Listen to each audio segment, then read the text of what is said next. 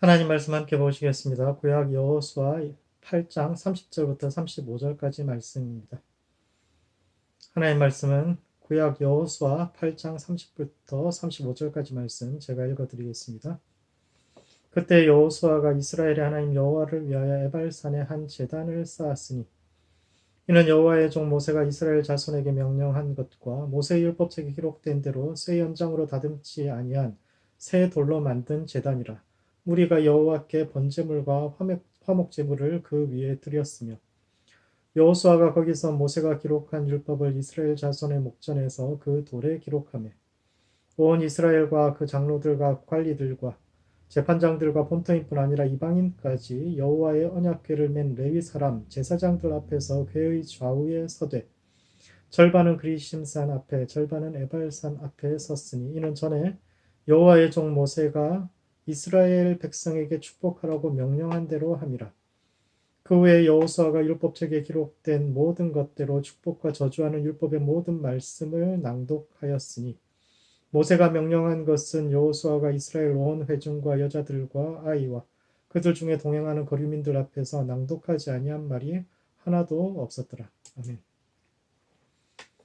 여호수아서는 이스라엘 백성들이 약속의 땅을 차지하는 과정을 기록한 책인데 오늘을 살아가는 우리에게는 별다른 의미를 주지 못하는 가나안 땅의 지리나 역사를 제외하면 의미 있는 신학적 이야기는 몇 되지 않는데 그 중에서 가장 핵심적인 이야기가 아이성 전투입니다. 가나안 땅에서 첫 번째 전투였던 여리고에서 이스라엘 백성들은 하나님께서 앞장서서 성벽을 무너뜨리시는 기적을 보았지만 아간의 범죄로 말미암아 이어진 아이성 전투에서는 패배합니다. 이에 그들은 문제의 원인을 발견하고 회개한 후 다시 올라가서 그 성을 차지하게 되는데 그 이야기의 결론이 그리심산과 에발산 앞에서 언약을 다시 맺는 오늘 본문입니다. 광야에서 모세는 이스라엘 백성들에게 너희가 약속의 땅에 들어가게 되면 에발산과 그리심산에서 각각 6지파씩을 세워놓고 그곳에서 하나님의 말씀을 선포하고 언약을 갱신하라고 말씀했는데 그 첫 번째 언약 갱신 의식이 아이성 전투 후에 있었는데 이 사건이 오늘을 살아가는 우리의 삶과 신앙에 던지는 의미가 무엇인지에 대해 함께 생각해 보는 시간을 갖도록 하겠습니다. 첫 번째, 하나님과의 관계를 발전시켜 가야 합니다. 이스라엘 백성들은 매 절기마다 율법책을 낭독했는데 7년을 주기로 해서 율법책 전체를 낭독하게 되어 있는데 이는 새로운 세대에게 이전 조상들이 맺었던 언약의 내용을 상기시키면서 그들도 이 언약에 동참할 것인가, 너희도 이 계약서에 사인할 것인가를 묻는 시간입니다. 이는 첫 번째, 하나님은 우리의 약함을 아시는 분이요 우리를 배려하시는 분임을 이야기합니다. 우리가 하나님을 대하는 방식과 유대인들이 하나님을 대하는 방식에는 커다란 차이가 있습니다. 우리는 친구 따라 강남 간다든지 우리가 남이가라는 속담에서도 그런 말에서도 보여지듯이 우리 민족은 굉장히 사람 중심입니다. 어떤 사건이 옳고 그름 이런 것보다는 누구와 함께 하느냐가 중요했고 따라서 한번 믿기로 하면 끝까지 믿는 것을 중요하게 생각해서 처음 신앙을 가지기가 힘들지 한번 믿기 시작하면 열심을 다하는 것이 우리 민족인데 유대인들은 우리와는 정반대입니다. 그들에게 있어서 모든 관계의 기본은 정이 아니라 계약이요. 이는 하나님과의 관계에서도 마찬가지입니다. 여러 번 이야기했다시피 십계명은 고대의 계약 문서의 형식을 그대로 따르고 있을 뿐만 아니라 이 계약도 영구적인 것이 아니라 한번 맺으면 끝까지 가는 것이 아니라 일정 기간마다 갱신되어야 하는 언약입니다. 그런 점에서 이스라엘의 절기와 축제는 언약 갱신을 위한 시간이요. 축제 기간마다 제사장들이 율법책을 낭독하는 것은 그것을 설명하거나 이해시키기 위한 것이 아니라 새로운 세대에게도 그 계약을 설명하고 그들도 이 계약에 사인할 것인지를 질문하는 시간이기도 하죠. 하나님을 부모와 같이 우리와 가장 가까운 분으로 인식하는 우리 입장에서 보면 하나님을 계약 관계라고 생각하는 것이 정이 없다고 생각할 수 있는데 왜 하나님은 이런 관계를 허락하셨을까요?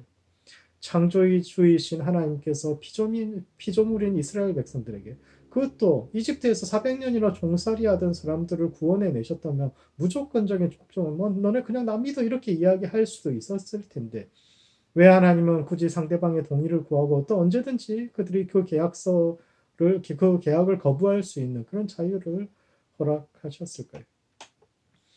왜냐하면 이스라엘 백성들은 이집트에서 400년간 종살이하다 나왔기 때문입니다. 당시의 노예 계약이라는 것은 평생이 아니라 대를 이어지는 것인데 굉장히 불공정한 계약. 한 번 맺으면 본인뿐만 아니라 자식들까지도 그 계약에선 뭐 벗어날 수가 없는데 그들이 그렇게 불공정한 계약을 맺을 수밖에 없었던 것은 그거라도 맺지 않을 수밖에 없었던 그런 사람들이 많았기 때문이죠. 전쟁이나 기근과 같은 어려움 속에서 삶의 구석으로 내몰린 사람들이 당장 먹고 살기 위해서 종이 되었다가 본인뿐만 아니라 자식들에게까지 대를 이어서 고통을 물려주게 되었고 그러한 역사적 경험은 그들로 하여금 누군가를 맹목적으로 따르거나 무기한으로 매이는 종류의 계약을 싫어하게 만듭니다. 아무리 그 대상이 하나님이고 그분이 자신들을 구원해 주시고 심지어는 좋은 땅, 약속의 땅을 적고 꿀이 흐르는 땅을 주신다 해도 맹목적으로 누군가를 따른다는 것 자체가 그들에게는 마음에 들지 않는 거죠. 오히려 먼저 한 사람의 주체로서 자신을 확립하고 그 위에 대등한 관계로 하나님 앞에 서고자 하는 것이 그들의 상처로부터 기인한 겁니다. 뿐만 아니라 그들은 제3자의 이유 없는 도움이나 은혜에 대해서도 부담스럽게 생각합니다. 세상에는 이유 없는 호의라는 게 없다고 생각을 한 거죠. 그리고 설사 그런 호의가 존재하더라도 하나님 워낙 좋으신 분이니까 그런 능력이 있으니까 그런 호의를 보여주시더라도 자신의 노력이나 주체성 없이 무언가를 받는데 자꾸만 익숙해진다면 그것도 노예 근성을 기르는 것이라고 생각했기 때문입니다. 오랫동안 자유를 잃고 수동적으로 살아왔던 그들이었기 때문에 그들은 무엇보다도 자유롭고 주체적인 삶을 살기를 원했고 그러한 삶을 추구하는 방식이 개인의 자유에 근거한 계약이었으며 그래서 하나님은 그런 관계를 허락하신 것입니다. 하나님은 한 사람 한 사람을 존중하시며 그들의 자존감을 세워주시는 분입니다. 이스라엘 백성들이 가나안 땅에 들어와서 처음으로 했던 일이 할례를 행하는 것인데 할례는 셈족 고유의 전통으로 함의 우선인 이집트 사람들은 하지 않던 관습입니다. 그래서 이집트에서 400년이 넘는 시간을 사는 동안 할례는 뭐 금지까지는 아니었어도 자랑스럽게 말할 수 있는 그런 문화는 아니었을 겁니다. 서로 다른 두 종류의 문화가 만날 때 서로를 동등하게 인정하기보다는 한쪽은 높은 문화요, 다른 쪽은 열등한 문화로 정의되는 경우가 많은데 이집트에서 400년 동안 이스라엘 백성들은 스스로를 부끄럽게 여겨 왔고 뭐 그렇게 생각하고 살았는데 하나님께서 가나안 땅에 들어오자마자 그 수치를 굴러가게 합니다. 할례를 통해서 이스라엘 백성들을 당신의 백성으로 스스로 부끄럽게 생각했던 그것을 통해서 아니야 이것은 너희가 내 백성이 되는 방법이야 라고 인정하심으로써 스스로의 모습을 부끄러워하며 살아가는 것, 아무 잘못 없이 그저 다르다는 이유만으로 스스로를 부끄럽게 생각하고 자기 검열에 들어갔던 그들을 자유케 해주셨고 그들을 그렇게 해서 하나님 앞에 바로 서게 만들어 주신 거죠. 하나님은 한 사람은 그 민족을 사랑하셨기 때문에 이런 관계를 허락하신 겁니다. 두 번째, 그러나 하나님과의 관계는 영원한 것이 아니라 언제든지 깨어질 수 있는 것입니다. 아이성 전투에서 패배한 이스라엘 백성들은 매우 큰 충격을 받았는데 왜 그렇게 충격을 받았을까요? 전쟁을 하다 보면 이길 때도 있고 질 때도 있습니다. 뭐 36명이 아이성에 3,000명이 올라갔다가 36명이 죽었는데 36명이 뭐 적은 숫자는 아니지만 전쟁을 하다 보면 그런 날도 있기 마련이고 그렇다면 다시 군사를 정비해서 올라가면 그만인데 왜 그들은 마치 세상이 모두 무너진 것처럼 다 같이 모여서 울면서 또 패배의 원인을 찾고자 했을까요? 왜냐하면 많은 사람들 안에 하나님과의 언약이 깨어졌을지도 모른다는 생각이 그들 안에 있었기 때문입니다. 여리고 전투는 하나님께서 모든 것을 하신 전투여 따라서 그 전투에서 얻은 전리품 모두 하나님의 소유가 되어야 하는 거룩한 전쟁, 곧 성전이었습니다. 그런데 그 전투에서 아간이 재물을 훔쳐서 자신의 장막에 숨겼는데 과연 아간 한 사람만 그렇게 했을까요? 이스라엘의 모든 백성은 깨끗한데 아간 한 사람만 악한 사람이었을까라는 질문에 유대 랍비들은 그렇지 않았을 것이라고 답합니다. 우리 뭐 지금 시대나 그 시대나 다 다르지 않고 그 시대 사람이나 이 시대의 사람들이 다 다르지 않을 텐데 평생 종으로서 남의 집에서 눈치만 보다가 전쟁에서 커다란 뭐 승리를 거두고 지나가면 뭐 금이며 은이 다 있는데 그것에 그냥 보자마자 뭐 유혹당하지 않을 사람이 몇이나 되었겠습니까? 아이성 전투 후에 백성들이 하나님 앞에서 소리내어 울었던 것은 그들 안에 깊은 정죄감이 있었기 때문입니다. 최선을 다했는데 패배했다면 새로운 전략을 짜면 되고 3,000명이 올라갔다가 졌으면 좀 더 많은 사람을 보내면 되지. 백성들이 다 함께 모여서 공포에 떨면서 이것이 어떻게 된 일이냐라고 질문한 일은 할 만한 그런 일은 아닙니다.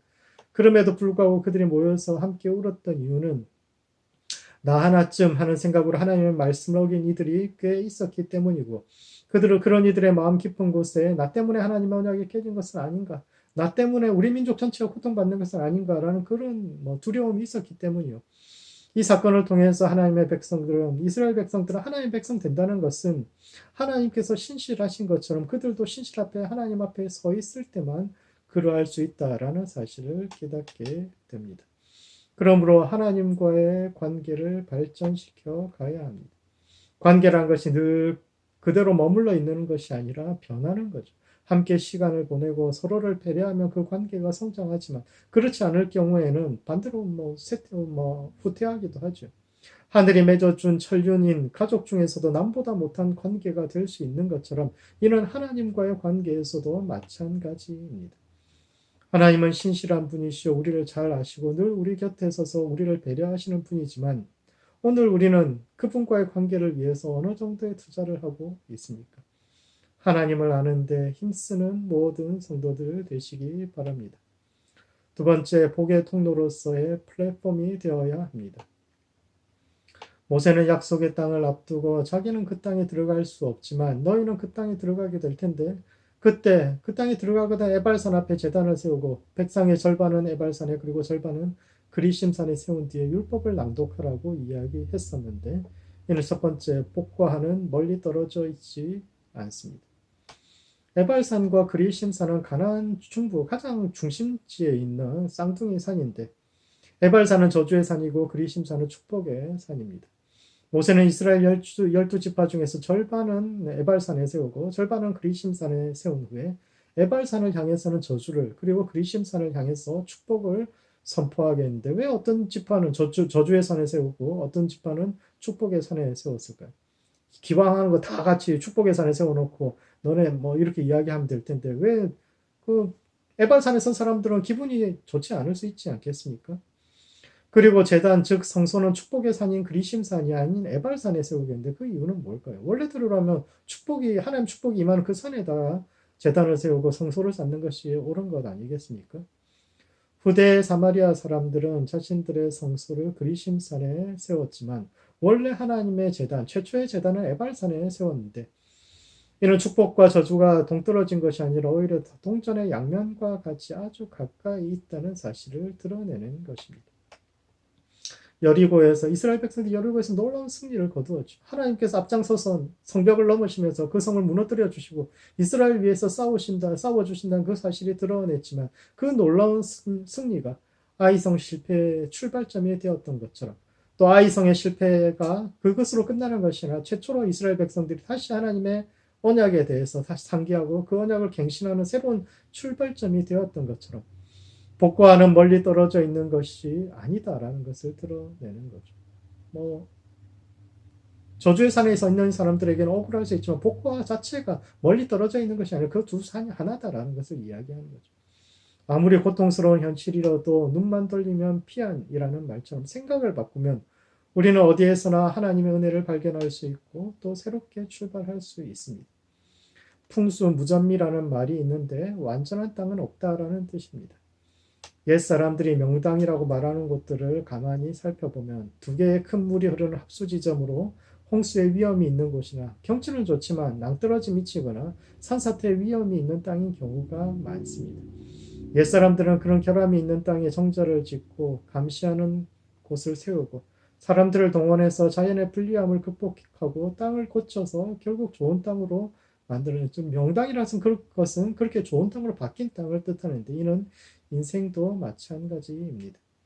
하나님의 제단을 축복의 산 그리심산이 아닌 에발산에 세운 것은 에발산이 그리심산으로 가는 새로운 출발선이 될 수 있다는 것을 기억하게 하기 위해서죠. 두 번째 성경의 복은 흘려보내는 복입니다.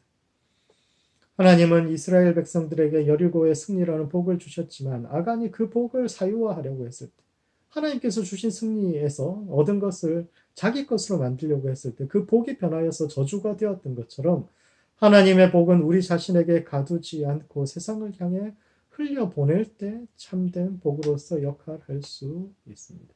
그 좋았던 복이 자신이 자기 안에 가둬두니까 화가 되어버린 거죠. 현대 경영학에서 중요하게 다루는 개념 중에 하나가 플랫폼이요. 이것을 가장 잘 활용한 회사가 구글입니다. 처음 구글이 시작될 무렵에는 야후라는 회사가 한참 잘 나가던 시절이죠.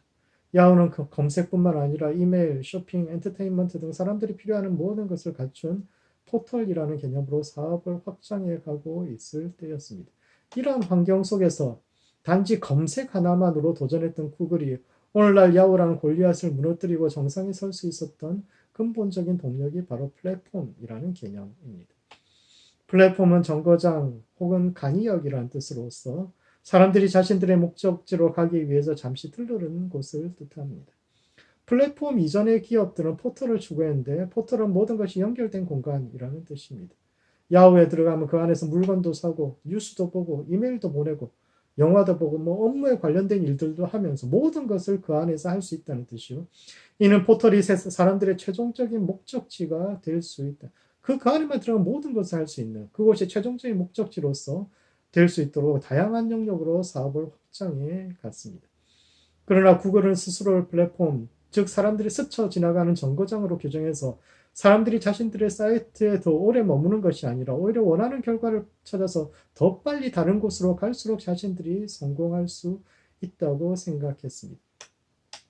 그들은 스스로 목적지가 되거나 사람들의 모든 필요를 채우는 것이 아니라 서로를 연결시켜 주고자 했고, 그렇게 해서 자기들만 잘 되는 것이 아니라 자신들이 연결시켜 주는 모든 작은 기업들과 함께 성장하기를 원했죠. 자신들에게 게이트 키퍼가 되어서 포털이라는 것이 결국 게이트, 서로 연결되는 게이트라는 뜻인데, 그 게이트를 지키고 있는 게이트 키퍼가 되어서 모든 것을 통제하는 것이 아니라 사용자들의 자유와 연결 그리고 상생을 추구했습니다. 모든 것을 감당하는 것이 아니라 수많은 사람들을 연결시켜서 함께 성장하고자 했고, 그렇게 복을 나누고 함께 성장하고자 하는 플랫폼이라는 개념이 모든 문을 통제하는 문지기 역할을 하고자 했던 포털을 무너뜨리고 승리하게 한 1등 공신이 되죠. 그러므로 복의 근원으로 사는 성도들 되시기 바랍니다. 하나님은 아브라함에게 복의 근원이 되라고 말씀하셨는데, 이는 우리의 부르심이 복의 플랫폼으로 사는 것을 뜻합니다. 우리가 하나님께 주신 모든 것을 우리 안에 가두어서 우리만 그것을 누리는 것이 아니라 우리를 통해서 세상으로 흘려 보냄으로써 더 깊이 하나님을 아는 데에 이룰 수 있음을 이야기하는데, 하나님의 복을 흘려 보냄으로써 결함 많은 우리 인생의 땅이 젖과 꿀이 흐르는 땅으로 변화되는 것을 경험하는 모든 성도들 되시기 바랍니다. 말씀을 정리하겠습니다. 신학적으로 여호수아서에서 가장 중요한 사건이 아이성 전투, 그 결론이 언약갱신인데, 첫 번째, 하나님과의 관계를 발전시켜 가야 합니다. 하나님은 우리를 사랑하시고 배려하시는 분이지만 우리가 어떻게 살아도 그 관계가 늘 유지되는 것은 아닙니다. 세상의 다른 관계들처럼 하나님과의 관계도 가꾸고 발전시켜 가야 하는데, 하나님과의 관계가 날마다 더 깊어지는 모든 성도들 되시기 바랍니다. 두 번째, 복의 근원으로 살아가야 합니다. 여리고의 승리가 아이성의 패배의 빌미가 된 것처럼 하나님의 복과 활은 동전의 양면과 같이 가까이 붙어 있으며, 우리는 그리심산으로 갈지 에발산으로 갈지 지금 이 자리에서 선택할 수 있는데, 하나님께서 주신 복을 흘려보냄으로써 참된 복의 통로가 되는 모든 성도들 되시기 바랍니다. 기도하시겠습니다.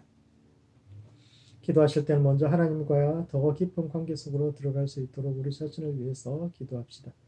날마다 하나님께로 더 가까이 가도록 우리의 기도와 묵상 속에, 삶 속에 하나님의 은혜가 넘치도록 기도하시고, 두 번째, 복의 근원으로 살아가는 성도와 교회 될 수 있도록 서로를 위해서 기도합시다. 하나님을 알고 그분을 세상에 알리는 성도와 교회 될 수 있도록 교회를 위해서 함께 기도하시겠습니다. 기도하시겠습니다.